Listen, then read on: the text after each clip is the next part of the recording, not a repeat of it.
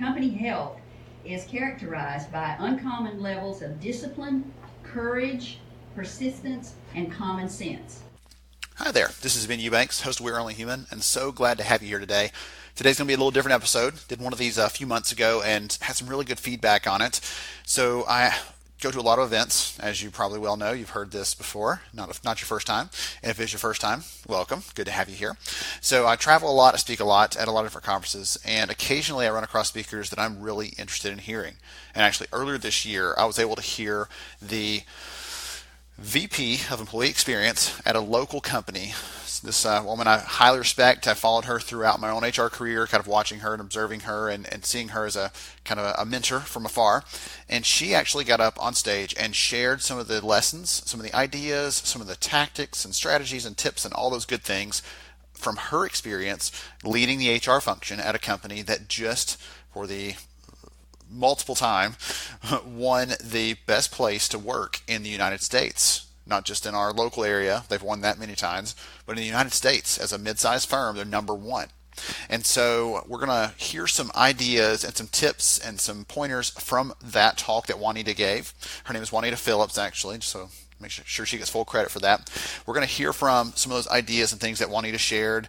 I will drop in a comment here and there, so I'll play little bits from that talk where she shares one of their ideas, their points, one of those things. Then I'll give you a little bit of something to kind of chomp on, some actions to think through coming out of that. So this will be a really good episode. If you've got a pen and paper handy, grab that, make some voice notes with your phone, whatever you've got to do, because she'll give you some good ideas on what it takes, what it looks like, how to approach it. And I'll give you a little spoiler alert here. The very first thing that Juanita said, I didn't catch it on the recording, unfortunately, because it would have been perfect to play it and start off. The first thing she said was, do not try to be a best place to work by copying us. It will not work for you. Just like you can't go and copy the things that other companies do that make them great. You can't copy Google stuff. You can't copy, Zappos used to be like the pinnacle of what culture looked like and why everybody wanted to be like in terms of company culture.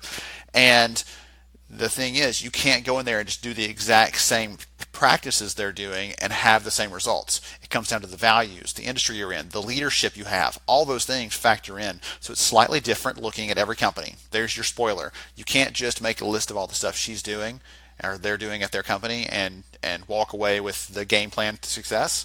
However, the principles that she shares are very, very much deserving of your attention, worthy of note, and something that I would highly recommend.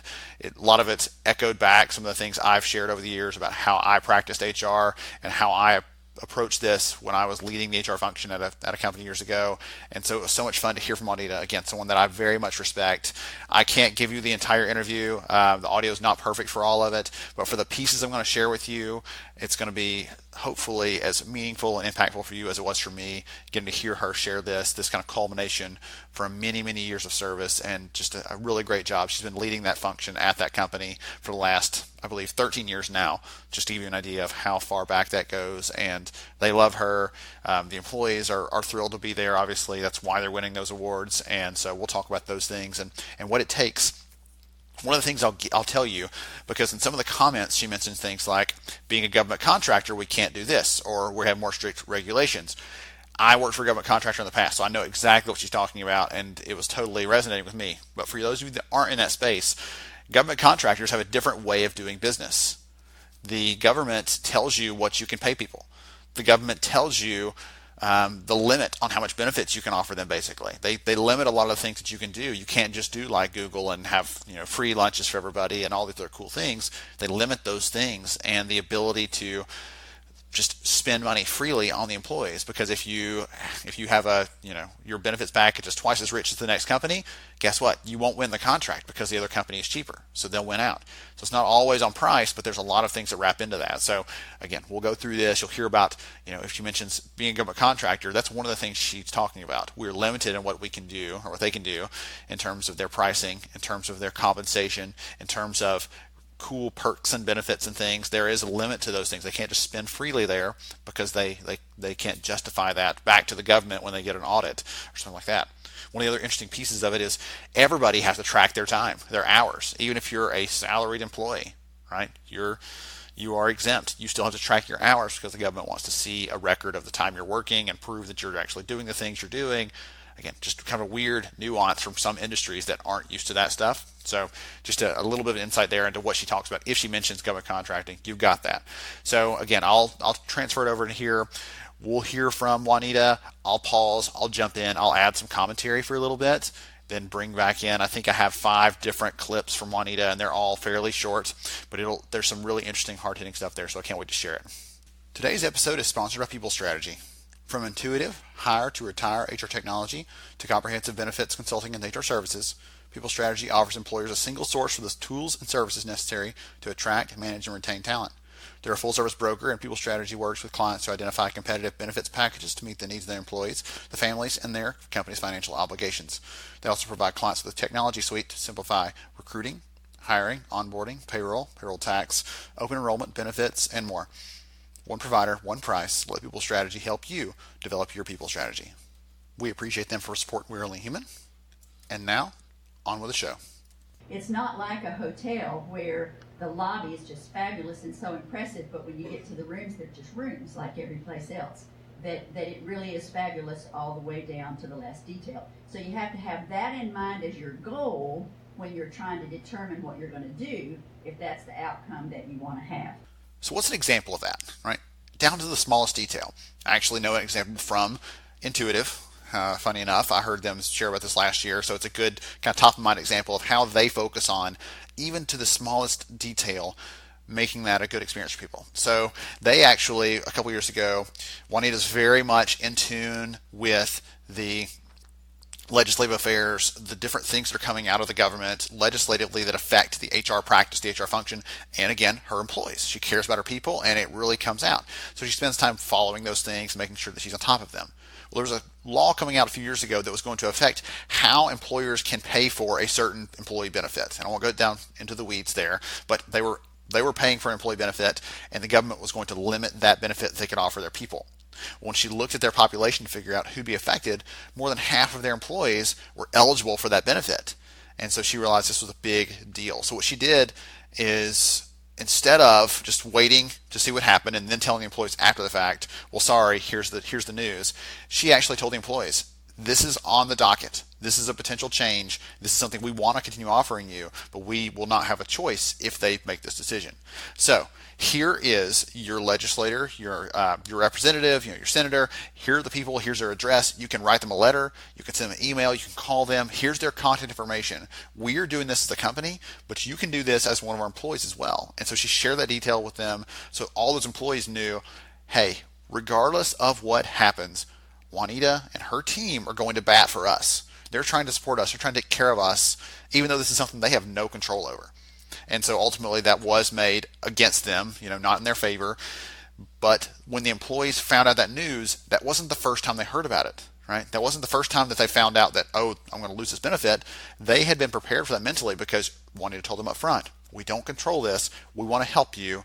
Let's find a way to make this happen. So that's an example of like a tiny detail. Pretty tiny, right? This is not a make or break benefit for these people. This isn't going to make them quit the company, or it's not going to put their family in an undue hardship. It's just a perk they were getting from Intuitive. And so it's an example of how we can focus on the details, focus on really ironing out those specific things, being squared away from the HR function perspective, and how we deliver our service to the organization, to its people. If we have those things squared away and care about the details, the rest of the things naturally follow. Back to Juanita. Another thing that we really, really value a lot is the credentialing throughout the company. So, all of the certifications that people have, all of the, letters behind their names, all of these trainings and things that people have, big, big deal to us. So we try to look at, okay, here's where we are right now. How many more of this would we like to have by this time? How much more of this would we like to add by this time? And then how are we going to support that? How are we going to cause that to happen? How are we going to provide the opportunities so that people accomplish that and so that they see why that's a good thing? We work on all those kinds of things. And those things are very, very productive for us. One of the things I love to share in the research is that the number one factor around employee retention today, in the last couple of years, it has been development opportunities. We actually did some research earlier this year. Here's you a fun tidbit around reskilling and upskilling, and we asked employees themselves, we asked the learners themselves, how many of you have left a job because you did not have enough development opportunities? You didn't have enough career growth. You didn't have enough opportunity to pursue bettering yourself. 75% of those people that responded said, I've left a job because of that. So 3 out of 4 of you that are listening, statistically, have quit a job because you saw no path ahead, no opportunities to grow and develop and improve yourself. However, when we asked them, would you have stayed if those opportunities were present? 95% of those people said they would have stayed. 95%. I'm going to go out on a limb here as a research nut and say that's virtually everybody would have stayed. Other than some extreme circumstances, almost anyone would stay with your company if there was development and there were opportunities and they knew what those were and how to pursue them and how they were valued by the company. That's one of the things I think in Juanita's comment here that was really intriguing is she said not just we support this, go do it if you want to do it, but they actually said how can we make this happen from a company perspective and explain to people how this matters in the big picture. 5 years from now, here's where we see the industry going. We're going to need more of X's than we have today. We need people in our organization to step up and say, I want to be an X. Okay, you want to do that? We're going to develop you into that role. Great. People want to feel like there are opportunities ahead of them. Obviously, the stats, the research, all those things show that. And helping them to see the vision for why it matters, helping them to see the vision for why it is connected in and how it's connected into the big picture is a hugely valuable tool. And yet it's so underutilized today. So we've got to help them see the vision for where their skills fit into the future of the business and also how we're going to help them get there, right? They've got to take some burden on themselves. Yes, we can't just throw a bunch of courses at the employees and say, okay, you're good now. That doesn't work, right? That doesn't help anybody saying, okay, now we have an additional 10,000 courses in our LMS, in our library. Now you can go take all those 10,000 courses. That doesn't help people. That doesn't inspire them. Inspire them and the development will follow. We spend a lot of time and thought and effort on hiring, and the saying that we hear all the time about that is that the very best way to deal with a difficult employee is don't hire them. Best advice that you can have, don't hire them.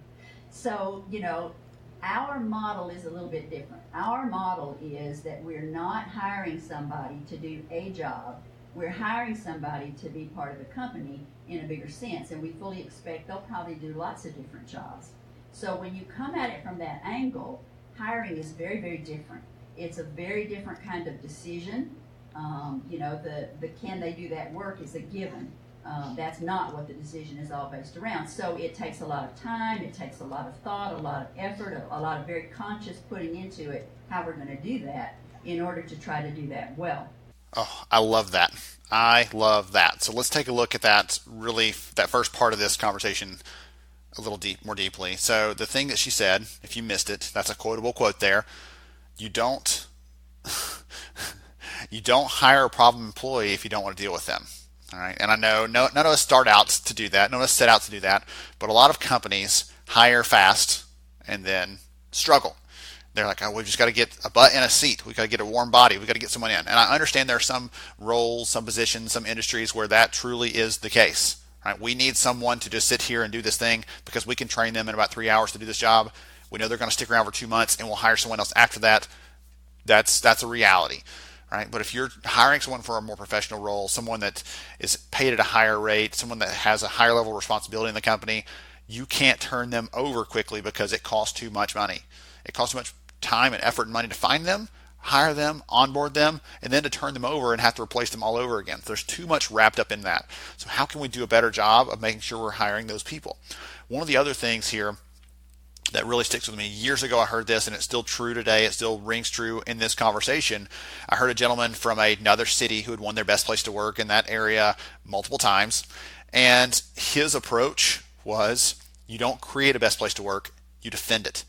You defend that. You create something that's honorable and special and wonderful in terms of a culture and a company and the flow for the people, that atmosphere people want to be a part of. You create that, and then you protect it. You defend it. You fight for it at all costs to prevent people from getting in there that are not going to work in line with that. They're not going to fit that. They're not going to support that in the right ways. So I love that approach. I love their kind of perspective there, and that fits in here as well. One last thing I just realized from yet a third and final. I like threes. The third and final company is one of the best places to work in Nashville. I think 9 times in a row now. This other company. And one of the things that they're very specific about is their hiring process takes a very, very, very long time. They are really specific about the kind of people they hire. Again, if you're hiring as the admin at the front desk, they'll probably let you in with a few interviews. But the higher up you go, the highest levels of leadership, it requires 10 to 12 interviews. And again, that's outrageous. That's a little too much, right? That's for them. It's working. Obviously, they're happy about it. It's fitting them and their needs, and they're obviously winning for it. They're growing like crazy. They're winning these awards, things like that. But there's a reminder there that kind of tips through all 3 of those things. That cuts through every one of those examples, every one of those companies. Hiring is critical. It is key. It is not a thing that you can hire them and fix them later. You've got to hire the right person, or you're going to be not just starting from zero, but you're going to be taking a step back when you hire the wrong person. All right, back to Juanita. And then our managers are trying to help everybody be excited, not just about what they're doing, but about what the whole company's doing, about what we're doing in the community, about our reputation, about everything about us. They're trying to help each person be excited about that. They are trying to network outside of their own group within the company so that they know what the whole company's trying to do and not just what's happening in their group. They are trying to motivate through hope and not fear, is the way we put it. We are not a you better, or else kind of company. We don't do that.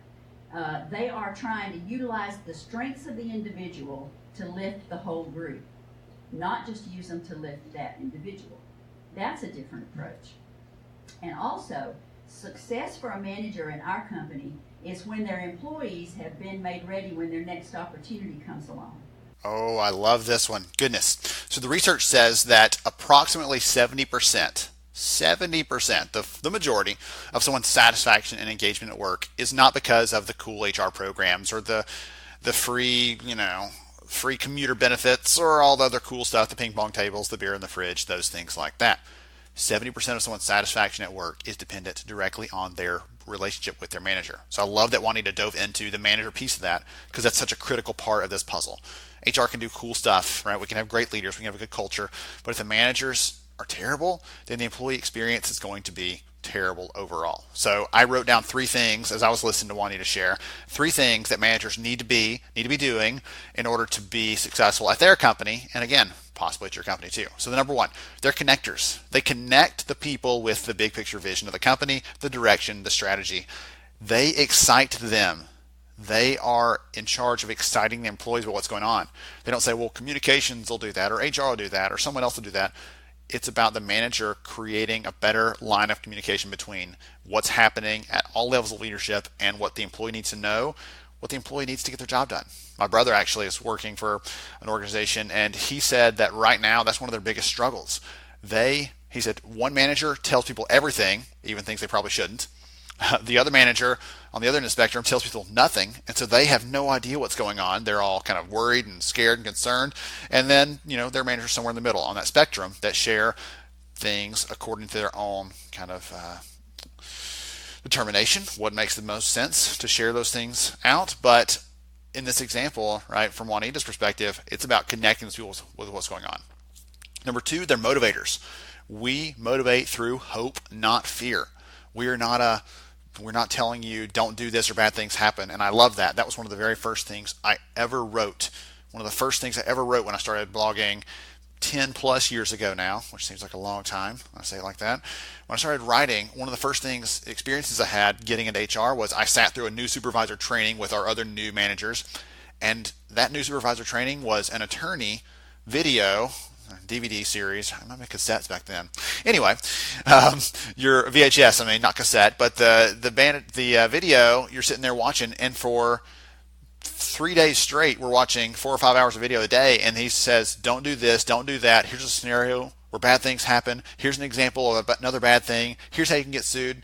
And when it finished, they're like, okay, now you're trained to be a supervisor. And I raised my hand and said, when are we going to learn what we should be doing?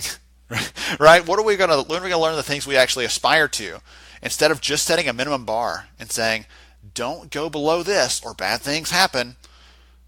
Okay, right? That's motivating by fear. What if we motivate by hope? Hey, let's get above that bar. Let's do these things that we can help you to aspire to. We can help you to be a better leader. We can help you to be a better person. Right? Let's make a positive impact on the world through our people by approaching this the right way. So I love the motivator piece of that. And last but not least, a manager is evaluated on their success or their failure if they have developed that person for their next role. Again, wait a minute. HR's not in charge of the succession plan?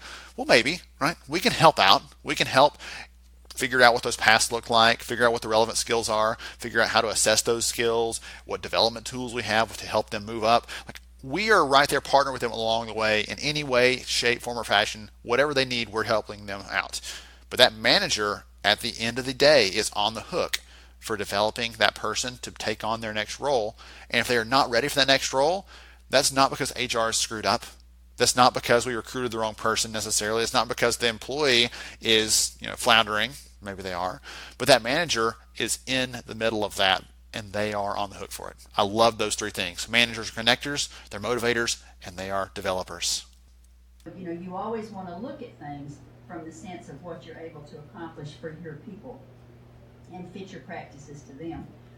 Another thing that I'll say is that when I go to the Great Place to Work events, a lot of times, got a lot of people there, they're all from great companies, and they'll pick a company maybe that's close by that'll let us do a tour of their facility. So we'll all go over to, wherever and get to go inside and see their place and see how they do it. And of course, they're showing all their best. And it's always so impressive, And I'm always thinking, we can't do that. And we can't do that. And we can't do that. We can't do that. Because we're so ruled by the government. But then I remember, oh yeah, we're number 1 and they're number 47. Those things are not what you have to make a great place to work. They're fun and they're cool and they're wonderful to see and they look really great on paper. But when your employees are going in and they're talking about what is it like to work here, if they've got a lot of confusion and bad stuff going on too, that's what they're going to talk about. So you don't have to have all of that to create a great place to work. You have to catch on to, how do I create a great place to work where my employees want to come every day?